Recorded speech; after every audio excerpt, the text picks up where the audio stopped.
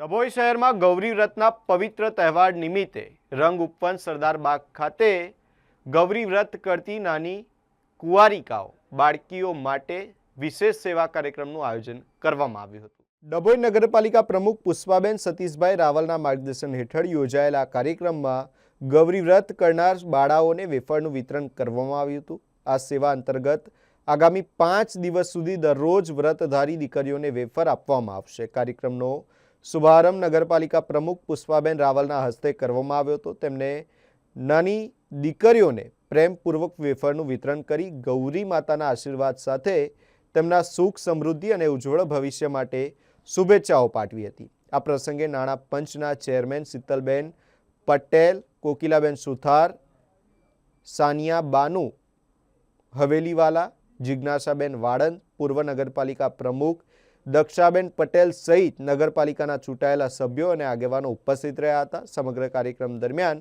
ભક્તિમય માહોલ વચ્ચે વ્રતધારી બાળાઓમાં ઉત્સાહ અને આનંદનો માહોલ જોવા મળ્યો હતો। આગામી 5 દિવસ સુધી સાંજે 4 વાગે આ સેવા કાર્ય નિયમિતપણે ચાલુ રહેશે। આજ રોજ ગૌરી વ્રત નિમિત્તે ડભોઈ નગરપાલિકા મારા મહિલા કોર્પોરેટર સાથી મહિલાઓ દ્વારા વેફર્સનું વિતરણ કરવામાં આવ્યું અને ગૌરી વ્રત નિમિત્તે દીકરીઓને સારા આશીર્વાદ મળે અને સરદાર બાગમાં 4 વાગ્યા સુધી 5 દિવસ સુધીને વિતરણ કરવામાં આવશે વેફર્સનું।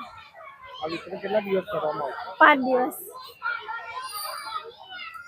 સારી શુભકામનાઓ મળે, એમને 5 દિવસ શક્તિ મળે સારી, બસ।